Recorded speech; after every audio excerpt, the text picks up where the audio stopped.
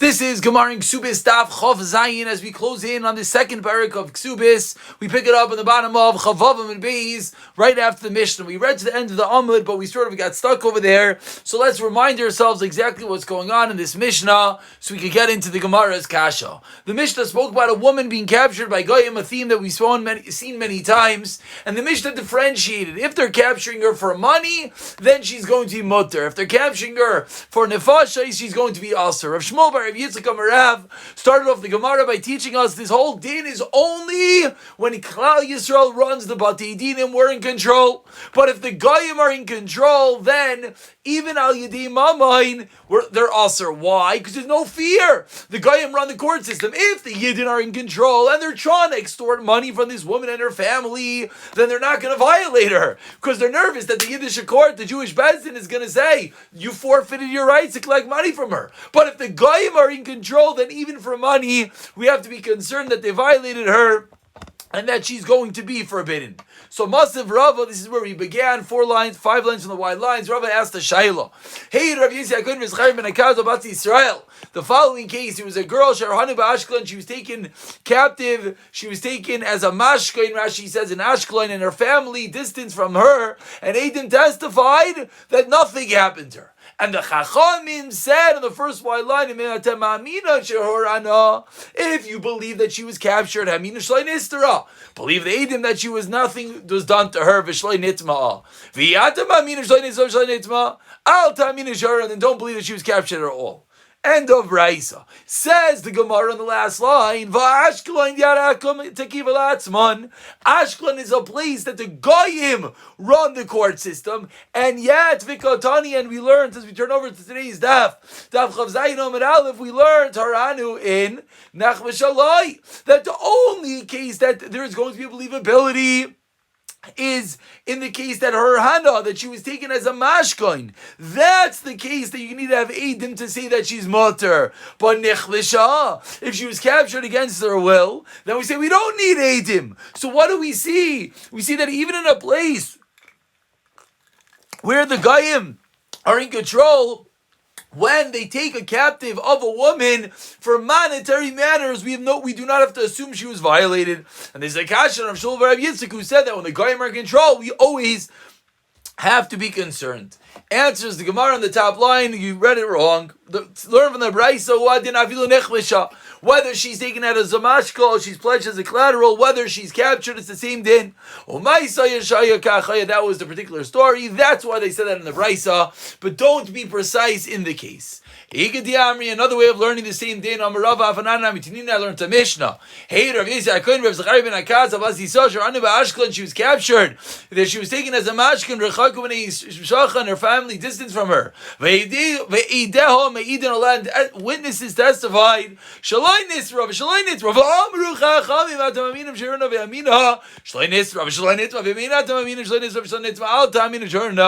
And from here, again, this is the same lashon as Rabbi was bringing a raya. If you believe the Eidim that she was taken as a mashkan, believe the Eidim that they didn't do anything to her. And if you don't believe the Eidim that they didn't do anything to her, then why do you have any reason to assume and to know that they took her as her captive? And now explains the Gemara and articulates, what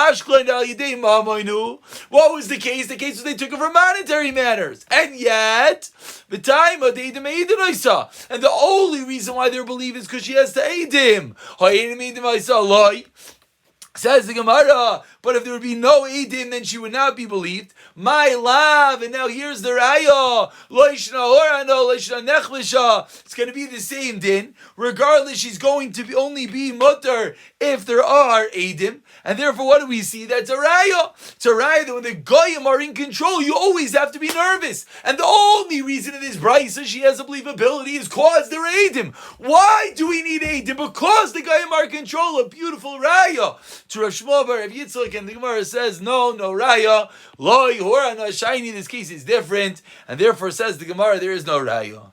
And now, Ika de Ramila Mirma, there are those who learned that Rav Shmuel bar Rav Yitzchak, he started off at the end of the Mishnah, he was one that taught us the whole din of the Mishnah is only when Klal Yisrael is running the court system. But if not, then there's no believability even when they capture her for money. So, Ika de Ramila Mirma, there are those that learn the same exchange as a Kasha. Tanan, we learned in our Mishnah, Mishnah that if she's captured for money, she's mutter. For a minute, we'll ask you a contradiction. Hey, Rabbi Yosef, that case was they captured for money, and yet the only reason she's believed is because of Eidim. And what's the answer?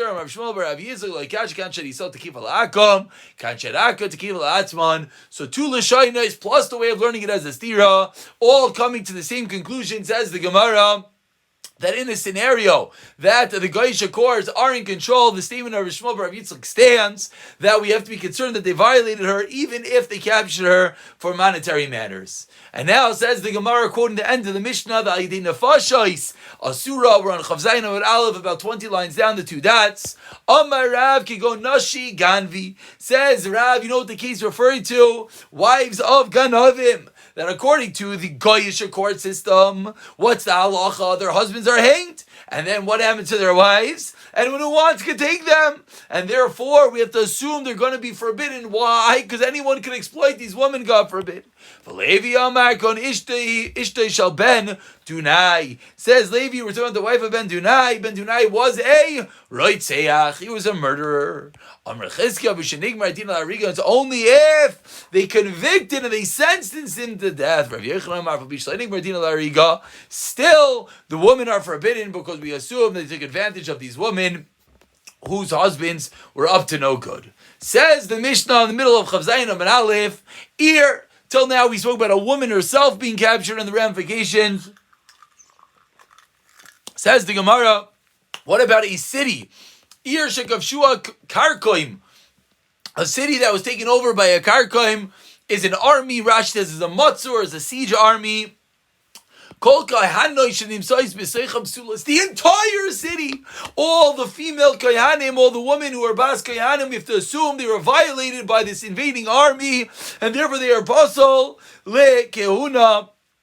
They're also to their husbands, because we assume that the soldiers unfortunately violated them. If there are witnesses, then afilu eved, afilu shevcha. If even a servant or a maidservant is a witness that says that nothing happened, harilan aman, they're believed. But a person is not believed onto themselves. So now we segue from the topic of a woman herself being captured to what if there's a widespread situation? There's an army that takes over a whole city. Says the Mishnah, every woman in that city is suspect, and they're all usher to their husbands, all usher like kahuna. Says the Gemara, over a minute will ask you a contradiction. Baleshes, what's a Baleshes? It's similar to an invading army, it's troops. Shabal, Ir, Bishas, Shalom, if they came in a time of peace, then Chaviyos Besuchais, the open barrels are Asurais. You assume that the troops went and took a drink. Yayin Nesech, they touched the wine. Stumais, the sealed barrels are Mutarais, which by the way, we have to point out that we've spoken many times. Anytime a barrel is sealed, a bottle of wine has a cork in it, even if it's not sealed with a double seal, but the cork is inside, it can never become Yayin Nesech. Because Ein Derech Nisuchai Bekach. Certainly if it's Stumais, certainly if it's fully sealed. Bishas Milchama, that's if it's peacetime. If it's time of war, Elu Elu Mutar Zol. Why? There's no time to start pouring libations to your idol when it's time of war. So you see all the wine is kosher. So says the Gemara, I don't understand. Our Mishnah has taught us an invading army. We have to assume they violated all the girls. But why? We just said there's no time to do anything. They're in the middle of battle. Says the Gemara, you say this to Ketara, it's showing us, of course, that which we know, the incredible power of lustful desires. Amar Amari, live all yesh benai. There's always time for such aveiros. Lenasech ein benai. Teretz number one. Rav Yitzchak bar Elazar Mishmei Dechizki Amar kan bekarkum shel osal malchus, kan bekarkum shel malchus acheres. And what's the difference? Says the Gemara, and the difference being that if it's a malchus, if it's a siege army, karkum shel oisei malchus, then we're going to say that they're not going to violate all the girls. They're the same country. They're loyal to their followers. Where if it's from a different malchus, then we have to be nervous. Ask the Gemara of the 4 lines to the white line, shel oisei malchus nami. But even in the same city, you're right. They're all Americans. They're all New Yorkers. You're right. They're going to be loyal to their larger city. But you're going to tell me there's not one soldier? There's not one soldier that ran away and one soldier went and did his thing, or one person entered into the city, I should say, and was able to sneak in and do something, so all the women should be suspect. The case is talking about when the guards see each other, therefore no one can come in, they have guards on the city, and therefore you don't have to be concerned that anyone's going to slip in and do something illegal with these women, because you have appropriate guards. Ask the Gemara, calm down. Name a board to the guards, they're going to doze off. Maybe someone slipped in unnoticed that they're going to be with these women, and therefore they should be also to their husbands. Amar Rav Levi on the first white line, you know what the case is? That the city is surrounded with shashlisa, with chains, vikalba, and dogs, vigavza, and spikes, vavza, and geese, and therefore no potential intruder is coming into the city. They're making sure that if they come in, they're going to make noise by the chains, and their animals are going to get them, and the spikes are going to get them, and therefore we can be concerned that all these women are kosher. Now, once we mentioned the way to guard a city, says the Gemara, 2 lines into the white line, there was a machlekes chadam kan bekarkim shos malchus kan bekarkim shmalchus acheres. And there's no question, if it's their own malchus, he wasn't bothered. He didn't say that you have to start making these extreme measures, the extreme security systems. It's also malchus, it's the same town, the same country, the same rulership, and therefore you don't have to be concerned. One of them had the Chad Kash Kolani and all these questions, and therefore they said they need to have all these guards. And they explained that the case is with the chains and the geese and the spikes and the dogs to ensure there's no intruder. So it's 2 different ways of approaching. Does it suffice to say it's Isa Malchus, or are we still concerned? Says the Gemara, Amar Avidi bar Avin Ravitik bar Asiyon, 7 lines into the white line. There's one tunnel. There's one hiding place. Matzeles al koyan nois kulon. All the women are mutter, because we assume that they all utilized that hiding place. They all went in. And therefore, we don't have to assume that the intruding army, that these invaders have violated her. But ask the Gemara, the question you're all wondering, that it's only machzekes one person. How can you tell me that the fact that there is one tunnel saves everyone? One tunnel, one person. There's 100 women there. What does it do for us? Ella, Mahu, what do we, excuse me. What's halacha now? Me amrina on a fundamental shayla. It's true, it only holds one person. But each and every person, we could say maybe she was that person. Maybe she was the one that hid. And therefore they shall be mutter. We don't say such a thing. Says the Gemara, 1 second. Very famous. We have 2 paths. One's tummy, one's har. He went down one of the paths. Then you touch something tahar. Your friend came. He went down the other road. Touched something tummy. So we have 2 paths. One's tahar, one's tummy. I go down one path. You go down the other. We both touch something tahar at the end, and we don't know which one of us went down the tummy path. What's the halacha? So we have 2 items. 2 items that were tahar, that were touched by 2 people that went down 2 paths. One was tummy, one was tar. We don't know what to do. Says Rav Yehuda famously says, "Im nishal zebev ne'atzmai tahayros, they are tar." If each one comes in and says, "I was tar," we say you're tar. The next one comes in and says, "I was tar, I was tar." Someone touched you. They went down that path. Each one independently, individually, we're allowed to assume went down the tar path. You have a cheskes kashrus. Therefore, we can assume that you remained kosher. If they both came simultaneously, then we're left with no recourse, and then tameyos, and we have to say they are tamei, because certainly one of them is tamei. So if they come one after another, we're allowed to say you're tar, we assume you're tar, we'll assume you're tar. But if they come together as one entity, then we're forced to say they're tamei. That is the shita of Rabbi Yehuda. Rabbi Yossi Omer, he's a bit more liberal. He's a bit more machmir. Benkach ubenkach tameim, in both cases they're tamei. Ve'omar Rava v'timer Rav Yochanan, he explains v'vas achas. If they come at one time, divrei hakol tameim. That's not debatable. B'zachar zeh, when they come one after all, divrei hakol tahir. Even Rav Yossi is masking their tar. What's the machlokes? Rav Yossi and Rav Yehuda lenechu Allah be'ba'al yishal alav v'al chaveiroi. Asking for a friend. You come and say, I was touched, my tahor item was touched, and my friends as well. And the other one says, I was touched, my friends was as well. What do we do now? One considers it basachas, one considers it zachar. And that is the famous Gemara of Shnei Shebilin, originating in the Gemara by the Zara, and that is, so what does that have to do with us? So now articulates the Gemara the question, what do we see according to Rav Yaisi? Even when they do not come at once, we're not allowed to say, when someone asks about himself and his friend, we can't say you're both tahar, because it's considered keilu one entity. That's what Rav Yaisi is machmir. V'achanami, in our case, what's our case? Let's go back. Our case is we have a tunnel in the city, and we're trying to say, maybe each girl was the one that hid in that tunnel. Ask the Gemara, we're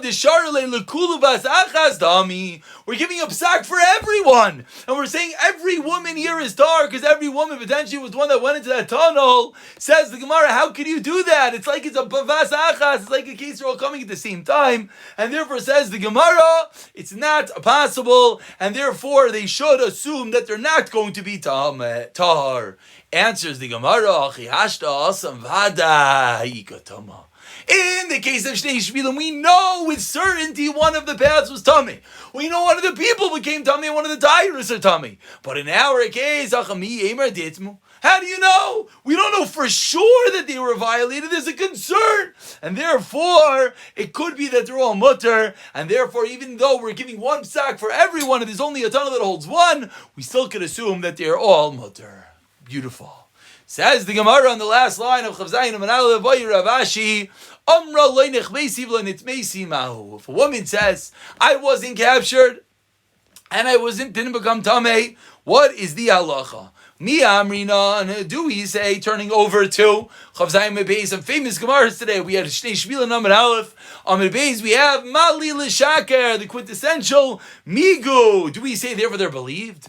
Or maybe we do not say that. Meaning, do we say Mali Shaker? She could have said I was captured. And therefore she should be believed, or maybe not. Now the Gemara is going to develop this question. How is this different from that story with the man that what happened? He rented a donkey to his friend. He told his friend, do not go on the road by Nahar, the river Apakod. Why? Because there's water there. Zil ba'orcha den arish. Go down the other road.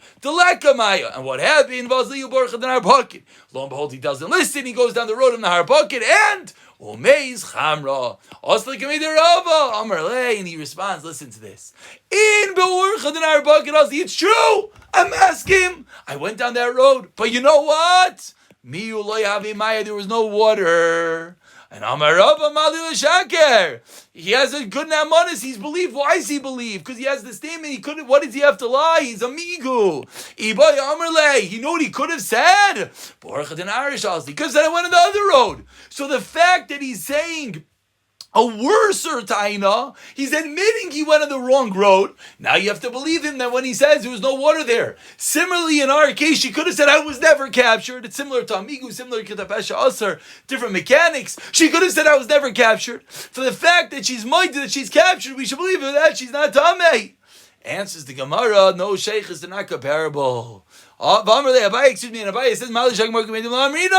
Abaye disagrees. Abaye says, you don't have a Mali L'Shaker in this case, because it's considered b'makai made him. The fact that there's a chazaka that river is always there, that's ki'ilu, that's as if there were witnesses to that point, and therefore you don't have a believability of a Mali L'Shaker. Explains the Gemara, there's no comparison. Hasan vadi ka'edim dikamaya, chavade itma, achavade itma. Over there, you're right, there are edim, that there was water. It's a chazaka. We know ironclad, there's always water there. Hachavade itma. Over here, do we know for sure she was violated? Chashashu. Maka chashasha, I'm reading the base of chashash. We do say this concept of Mali L'Shaker, therefore she will have a believability. She'll be Naaman to say, Nechbesi, I was captured, but I am Tahar. We continue on Chav Zayin and Beis, the two dots above 12 lines down, quoting the Mishnah, if there are witnesses, even a maidservant or a slave is believed. Says the Gemara, not only is a shivcha or an avid believed, afilu shivcha dida, even her own personal maidservant Mehenna is believed. is believed to testify that she was not violated. Ask the Gemara 1 second. What happens? We have a woman who's about to get divorced, and we want to know, is she allowed to be together with her husband? The answer is no. She's not allowed to be miyached with her husband, ella al pi edim, unless there are witnesses.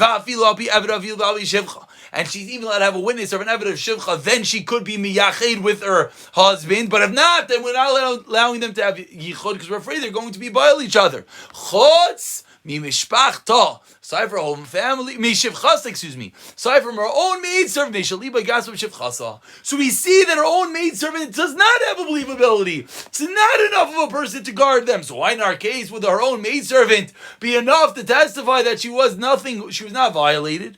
Amar Rabbi b'shvuya ikilu, a special kula teres number 1, as we've seen many times. In the cases of captives and captured, we are more mekel. Therefore, says Rav Ashi, that is the reason we are mekel in this case.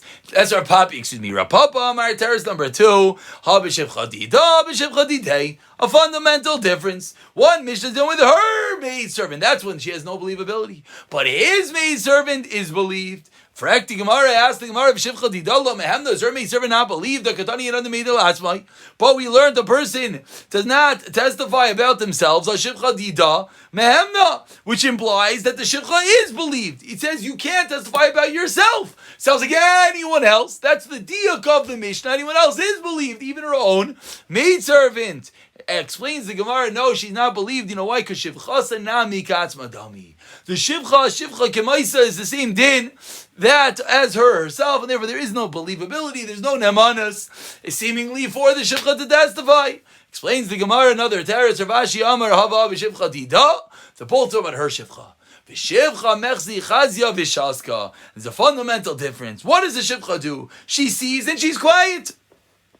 Does she see and she's quiet? The answer is no.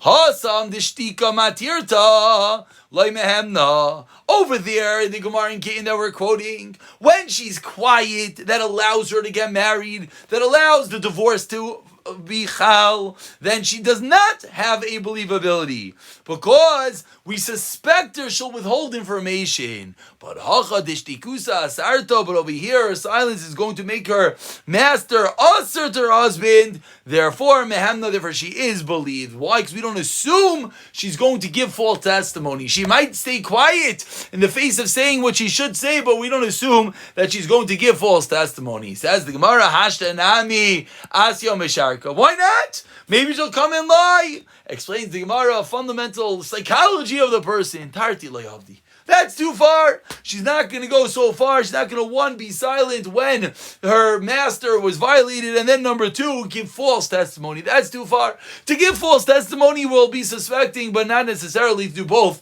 together. And the Gemara explains this point. The Mari bar Isik, Varmlechana bar Isik, Asale Acha mi Bechozai.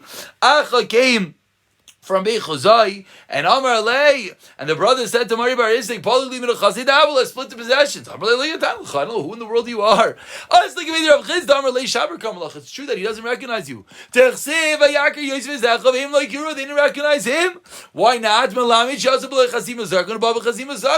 He left without a beard, he came back with a beard, he couldn't tell the difference. So too over here, he said, your brother Mari, you left as a child, now you returned, he doesn't know it's you. Amar Alei, so bring witnesses, bring Eidim that you're his brother. So Amar Lei, the brother says, Rav Chizda Isli Zadi, I have witnesses, don't worry, but they're afraid to testify against me, the Gavra Alimaho, because he is a strong man. They're afraid to testify against him. Amar Lei, Ledidei Zalaitinu. So you go bring Eidim. At the lava, so bring that they're not witnesses. If he can't bring anything that they are, he is a brother. You bring witnesses that he's not a brother. Explains the Gemara. Amar lei dina hachem. What are you talking about? I have to bring Eidim. He's the mighty, and of course we know the rule. He was extracting. He's the one that's bringing witnesses. So why are you telling me that I have to bring Eidim? Amar le, you're right that in general we say amotzi mechaver lavaraya. However, hachi danina lachal kula alma chavercha. For you and all your strong friends, this is indeed the testimony. We flip the tables. It should generally we say amotzi mechaver lavaraya, but in a situation that we're nervous that the strength is going to be an impediment, that we make the other party bring a proof. Hashanami asi mishak. Frak the Gemara. 1 second. Hashanami asi mishak. You made with a lie, and this is the raya. Tarti loy avdi. You're not going to do 2 avlas. Not going to do 2 averis. They might lie falsely. They might not give edus, but they won't do the 2 together. Says the Gemara, this whole last discussion, these 3 truths that we had with Rapapi, Rapapa, and Ravashi, says the Gemara, Lema katanoi. This is all machlekes tanoi. Zu Eidos isha visha tinakis v'tinakis avia. Says the Gemara, Zu eidos. This is the eidos that allows a woman that is captured to be mutter. Isha ish v'isha tinak v'tinakis avia v'ima. Any of these people could give testimony. Achi brother or sister. Avoloy bina ubita. Loy avda v'shivchasa. So Brisa number 1 says there's no believability to the Evid and the Shevcha. But Tani Yidach, we have a second Brisa. Hakol naman la'id. Everyone is allowed to give testimony. Chotz mehim na ubayla, except for the woman herself, and except for her husband. So now explains the Gemara, now that we have these 2 brises, there have Pap, you have Ashi, the first 2 answers. Tanai, that's true, it's machlekes tanayim. But there are Baba, Milema, Tanai, Amlecha, Rababa, because they have nothing to do with this debate. I can hold with everyone. You know why? He says Rababa, Kitanya, B'mesiach Lafi Tumai. The believability over there was only that there's real and nemanis. Mesiach Lafi Tumai, when you say something casually, that's when there is a believability. And the Gemara proves this. That a story came in front of Rabbi Yeshua ben Levi, Rabbi Yeshua ben Levi, Mishtoi Maisa Bal Lefanai, and some say Rabbi Yeshua ben Levi, who said over the Maisa Bal Lefnei, Rabbi Ba'adam Echad Shemesel Lefi Tumo V'Amar Ani Ve'imi Nash Be'eni Lebina Avdikam. He was having a conversation. He said, by the way, my mother, myself, were captured amongst the Goyim. Yatzasi L'Shamayim Daiti Alimi. When I went out to draw water, my das was on my mother. L'Koritzi T'Shabu Daiti Alimi.